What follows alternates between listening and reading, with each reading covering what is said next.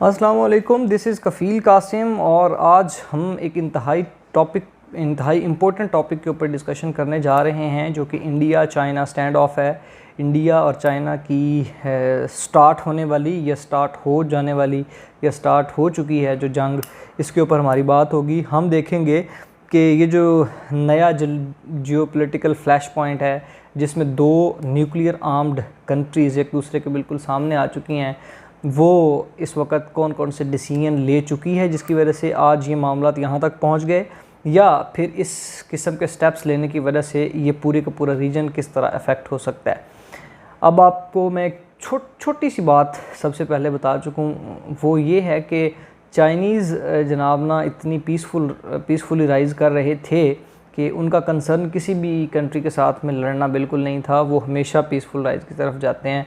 उनका मैनिफेस्टो ही ये है कि हमने ना किसी भी बंदे के साथ लड़ाई नहीं करनी, हमने हमेशा पीसफुली राइज़ करना है। लोगों को कहना इकनॉमिकली ट्रेड करो, इकनॉमिकली सोचो, इकनॉमिकली जनाब ना फाइनेंस के ऊपर गौर करो, अपने फाइनेंशियल स्टेबिलिटीज़ को बढ़ाओ, अपने सोशल इंडिकेटर्स को बेटर करो। हम पीसफुली राइज़ करने की जा रहे हैं।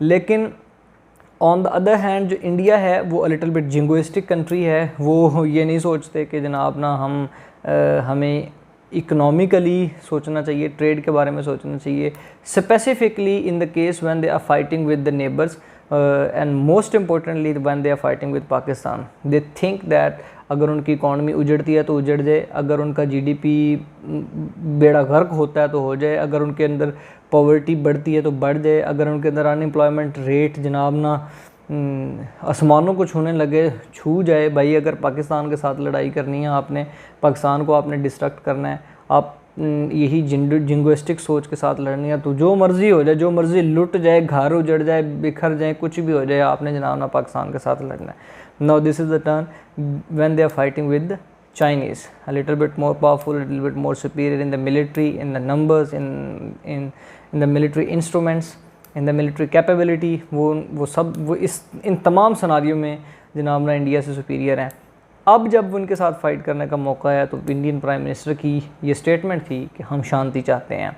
सो आज हम ये देखेंगे कि वो कौन सी वजूहात हैं जिसकी वजह से चाइनीज़ इस किस्म के स्टेप्स लेने पर मजबूर हो। और आज की इस वीडियो के अंदर हम सिर्फ ये जो स्टेप्स जो इंडिया ले चुका है इसके ऊपर ही बात करेंगे कि चाइना ने इस किस्म का रिस्पांस, अग्रेसिव रिस्पांस क्यों दिया। अब मैं आपको थोड़ा सा हिस्टोरिकली बता दूं कि 1962 से लेकर अब तक चाइना और इंडिया के दरमियान में जो भी बॉर्डर डिस्प्यूट की सेटलमेंट हुई थी, बॉर्डर जो एग्रीमेंट्स हुए हुए हैं, उससे लेकर इस तमाम पीरियड में पाकिस्तान के अंदर तो लाइन ऑफ कंट्रोल के ऊपर ये आए दिन जनाब ना झड़पें होती रहती हैं। लाइन ऑफ एक्चुअल कंट्रोल के ऊपर, मकमोहन लाइन के ऊपर किसी भी सूरत में कोई भी एक बुलेट भी शॉट नहीं की गई, किसी बंदे की जान नहीं गई, कुछ भी नहीं हुआ, सब पीसफुल जनाब ना सेटलमेंट थी। लेकिन अब सिनारियो कुछ हद तक चेंज हो गया और रिसेंटली कल परसों की न्यूज़ में 20 फौजी जो इंडिया के थे वो भी मार दिए गए, बुलेट फिर भी शॉट नहीं की गई। ये एग्ज़ाम्पल है कि जो चाइनीज़ हैं वो अपनी मिलिट्री कैपेबिलिटी के लिहाज से इंडिया से कहीं ज़्यादा ऊपर हैं। The first reason that one should keep in mind that why actually Chinese are responding in an aggressive mode against the Indians, the very first reason is that कि जो इंडिया है वो सेपरेटिस्ट ग्रुप्स को जनाब ना support करता है जो कि चाइनीज़ के ख़िलाफ़ है। मसलन तिब्बत और का जो एरिया है, यहाँ पे सेपरेटिस्ट ग्रुप्स हैं, वो कहते हैं कि हमें चाइनाज़ की जो स्टेट है उसके साथ नहीं रहना, या ये उनके इंटरनल मामला आता है। जब सेपरेटिस्ट ग्रुप को सपोर्ट करने वाला इंडिया होगा, जब वो वहाँ से भागेंगे तो इंडिया उनको सेफ़ हेवन प्रोवाइड करेगा। जैसे पाकिस्तान पे वो ब्लेम्स लगाते हैं कि जी हम टेररिस्ट को सेफ़ हेवन देते हैं, जो कि बिल्कुल गलत है।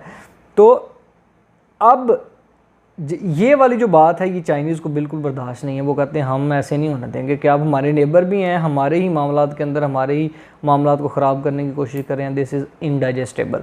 सेकेंड रीज़न इज़ दैट कि इंडिया जो है ना वो यूएस के साथ काफ़ी हद तक स्ट्रॉन्ग किस्म के अलाइंसेस बना रहा है और यूएस का दोस्त कभी भी चाइनीज़ का दोस्त नहीं हो सकता।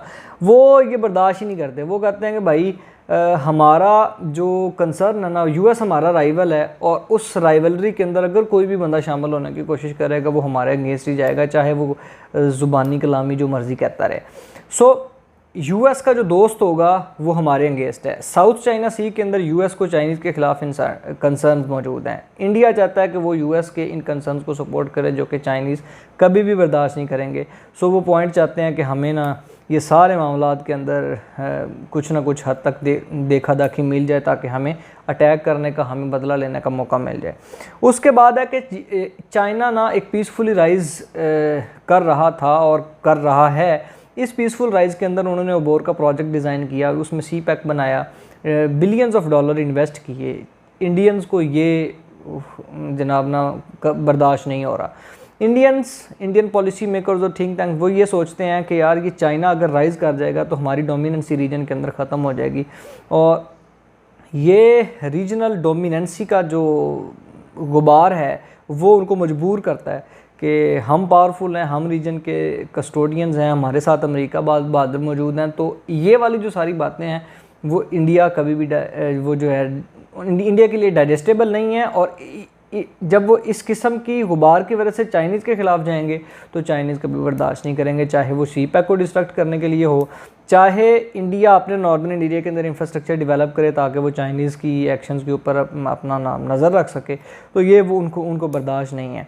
उसके बाद है कि जी आप ना चाइना के बॉर्डर डिस्प्यूट्स हैं अपने नेबर्स के साथ होंगे जी, उनके इंटरनल अफेयर है, जो मर्ज़ी वो करें। इंडिया को कोई राइट नहीं है कि वो इस बॉर्डर डिस्प्यूट को बढ़ाने की कोशिश करे। भूटान के साथ चाइना का एक बॉर्डर डिस्प्यूट है। भूटान की आर्मी को सपोर्ट करने के लिए अगर इंडिया अपनी आर्मी भेजेगा दोकलाम के स्टेशन के ऊपर और भूटान की हेल्प करने के लिए, ये उनकी फॉरेन मिनिस्ट्री स्टेटमेंट भी देगी कि चाइना का दोकलाम के ऊपर मौजूद होना इंडिया के लिए एक सिक्योरिटी थ्रेट है, तो फिर जनाब ना चाइना कभी भी इस बात को डाइजेस्ट नहीं करेगा, वो उनके ख़िलाफ़ जाने की कोशिश करेगा। उसके बाद ये है कि नॉर्दर्न एरिया के अंदर इंडियन जो है ना वो इंफ्रास्ट्रक्चर डेवलप कर रहे हैं। ये जो इंफ्रास्ट्रक्चर है ये है, इसकी मदद से वो अपनी मिलिट्री कैपेबिलिटी को, मिलिट्री आर्मामेंट्स को बड़े अच्छे तरीके से ना नॉर्दर्न एरियाज़ के अंदर पहुंचा सकते हैं। इसकी वजह से सियाचिन और जो चाइनीज़ रीजन है वो और जो पाकिस्तानी इलाके हैं वो उनके ऊपर वो बड़ी कड़ी नज़र रख सकते हैं ऊपर पहुंचने की वजह से, इंफ्रास्ट्रक्चर डेवलपमेंट की वजह से, जो कि चाइनीज़ को किसी भी तरीके से बर्दाश्त नहीं है। उसके बाद अगस्त के अंदर बड़ा एक पिछले साल वाक़या हुआ जिसमें उन्होंने आर्टिकल 370 को जनाब ने रेवोकेट कर दिया। उसकी रेवोकेशन के बाद अब वो ना लद्दाख को और जम्मू एंड कश्मीर को यूनियन टेरिटरीज़ बनाने जा रहे हैं। इसकी वजह से जो वहाँ के लोग हैं उनकी डेमोग्राफिक चेंजेस आई, उनके ऊपर जो बेसिक उनका राइट था फ्रीडम का वो छीनने की कोशिश कर रहे हैं, जो कि इनडाइजेस्टेबल फॉर कश्मीरीज़ टू। तो चाइना ये कहता है कि इस तरह के एक्शंस की वजह से जो चाइनीज़ के क्लेम है इसका गलवान वैली के ऊपर या एक्साई चीन के बाद कुछ इलाकों के ऊपर वो ना ख़राब हो जाएगा। तो चाइनीज़ हमेशा इस किस्म के एक्शन के बाद, जब ये आर्टिकल 370 रेवोकेट किया गया था, इंडिया ने ख़त्म किया था, तो तब भी चाइनीज़ ने स्टेटमेंट दी थी कि ये इनडाइजेस्टेबल है, हम इसको बिल्कुल नहीं मानते। पाकिस्तान तो मानता ही नहीं है ना, पाकिस्तान का तो डायरेक्ट इशू है कश्मीर का, मगर चाइनीज़ भी वो कहते हम नहीं मानते। तो चाइना आल्सो वांट कि जी उस रेवोकेशन को बिल्कुल ख़त्म करके पिछले सेटलमेंट के ऊपर दोबारा जाया जाए और उसके ऊपर हम दोबारा गौर करने की कोशिश करेंगे। सो इन तमाम वजूहात की वजह से, इंडिया के यूएस के अलायंस की वजह से, इंडिया का ओबोर के ख़िलाफ़ जाने की वजह से, इंडिया के चाइनीज़ के बॉर्डर डिस्प्यूट को उभारने की वजह से, इंडिया का सेपरेटिस्ट ग्रुप को सपोर्ट करने की वजह से, इंडिया के इंफ्रास्ट्रक्चर डेवलप करने की वजह से नॉर्दर्न एरियाज़ में चाइनीज़ का रिस्पॉन्ड बिल्कुल जनाब ना जायज़ समझा जा रहा है। और वो अपने लिहाज से वो ये समझते हैं कि हम पीसफुल मामलात को सॉल्व करना चाहते हैं और ये होना चाहिए। अब मैं आपको एक और बात बता दूं कि यूएस और यूएसएसआर, जब रशिया मौजूद नहीं था यूएसएसआर था, आफ्टर वर्ल्ड वार 2 कभी भी उन्होंने डायरेक्ट मिलिट्री कन्फ्रंटेशन में नहीं आए, कभी भी उन्होंने एक दूसरे के ऊपर बॉम्ब नहीं फेंके। उन्होंने हमेशा डेटरेंस और डिप्लोमेसी के रूल्स को और प्रिंसिपल्स को अपना के अपने मामलात को सॉल्व करने की कोशिश की।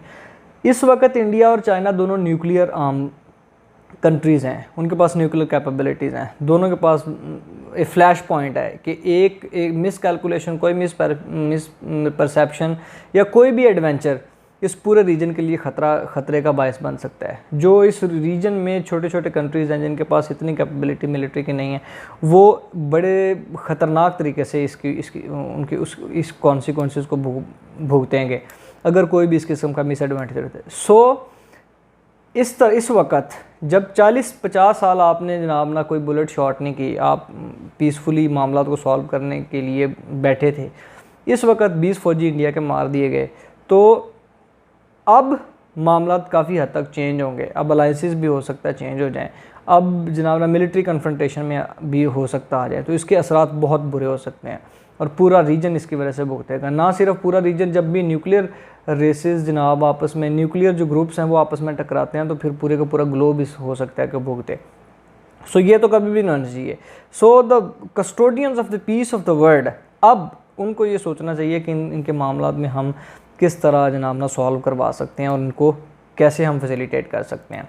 इंडिया के वो जिंगोइस्टिक लोग जो पाकिस्तान के साथ लड़ाई करें या बंगालियों के साथ लड़ाई करें, तो उनके लिए वो कहते हैं कि इनको हम सफ़ाहस्ती से मिटा देंगे, इनके घर में जाके मारो। इवन घर में जाके जब वो मारते हैं तो फिर उनका पायलट पकड़ा जाता है और उनको पूरी दुनिया के अंदर ना जनाब इनकी इंसल्ट होती है। अनफॉर्चुनेटली अब जब चाइनीज़ की बारी आई है तो अब वो इस किस्म के स्टेटमेंट्स नहीं दे रहे। अब वो कहते हैं कि चाइनीज़ को वहाँ पे हर्ट करो जहाँ पे एक्चुअली उनको तकलीफ़ होती है, और वो सबसे बड़ी तकलीफ़ जो है वो कहाँ पे है, उनके पास इकोनॉमिक बाइकआउट करो। और चाइना अपने तौर पर इस इकोनॉमिक बाइकआउट को बर्दाश्त करने के लिए काफ़ी हद तक रेडी भी है।